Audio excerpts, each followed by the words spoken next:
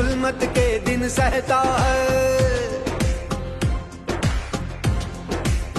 हो तकदीर का काजी कहता है क्यों जुल्मत के दिन सहता है। अपने बच्चों के मुस्तकबिल का कातिल बन के रहता है। ना जीता है ना मरता है क्यों हक लेने से डरता